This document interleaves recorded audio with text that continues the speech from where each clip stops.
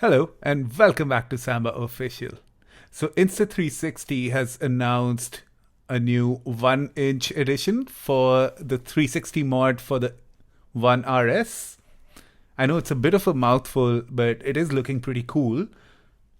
This video though is not going to be about everything that's cool with this. It's going to be a slightly different take. I'm going to be bringing to you my thoughts on this based on my experience with the Insta360 One R. I had the full kit and I wasn't very happy with it. And I'm just comparing the new One RS 360 mod, the 1-inch mod, based on my experience back then. I was hoping they'd improve on some of the problems I've had, but that's not really the case. We're going to start off with watching a video by Best360. I think channel does an amazing job in explaining what the camera is all about. Let's have a look at it. And it has to be the One RS vertical battery. It's not compatible with the One R vertical battery. Both cores are compatible. Open it and slide it, close and pop it in, and you are now ready.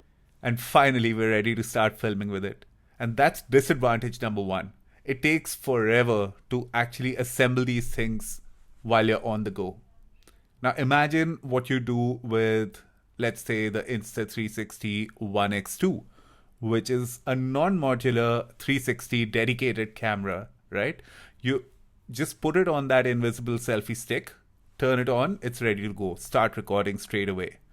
As compared to that, with these systems, you got to assemble the three pieces together, put them in that, actually assemble the two together and then put them in that thing and then assemble the third one on top and then assemble. Oh, I can't. The other problem is, and with this one, they might have partly solved it. This one's IPX3, IX3, whatever, water resistant. It's got some resistance to splashes of water, rain, and that sort of thing. The one that I had was also water resistant, but I had a problem with water ingress, and which meant the core conked off. Now I had to replace the core. It was a few $100. Insta360 basically said they couldn't support me unless I sent that little core from Australia to Hong Kong. They'd have a look at it and then fix it for free if there was a warranty problem, or I'd have to pay for a new one anyway. So I just ordered a new one because I really didn't think it made any sense to send it back to Hong Kong. I didn't even know they didn't have service in Australia. It was quite surprising. I picked it up from an Australian retailer. So as far as I know, in Australia, the consumer law requires you to have a warranty with local service and all of that. Anyway, I didn't go into any of that. And then there was that other time that I had the 360 lens on. I was using the camera on, I think, a tripod or something, and it toppled over, and basically the lens got scratched. There was no solution at all other than changing or replacing the entire 360 mod, which was again a few $100. Now, these are problems that are fairly common, and I think they have partly resolved them for the One X2. I don't know why they've again got the same problem. Channel does a brilliant job again in his video explaining how I think you'd pay about $500 plus if you scratch any side of that 360 lens. The other side to this is just when they say that these parts are, going to be really modular, and then when new ones come out, the old ones at least partly would be still useful. Maybe that's true, but if you look at this example, if you had the 1R core, you could use it, but you'd still have to get the 360 1-inch lens, and you'd still have to get a new vertical battery. So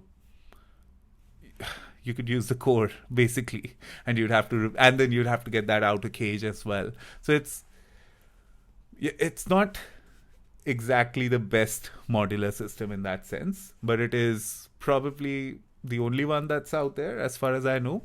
So yeah, pros and cons just putting it out there. Know what you're getting into. If you're into cool shots that you can make with this or other 360 cameras, I'd love for you to see Brandon Lee's video on the Insta360 One Inch 360. Well, this camera essentially. Link in the description. The other one is Matty Hapoja's video. I hope I'm pronouncing that right. It's called Solo Filmmaking Dream Camera. So, maybe check those out as well, because it's always important to get all the information you can before you jump into actually buying the camera. All right, I hope this has been useful. It's been a very quick note about my own experience. There might be other follow-up videos I might make, depending on, if you guys ask for it, basically.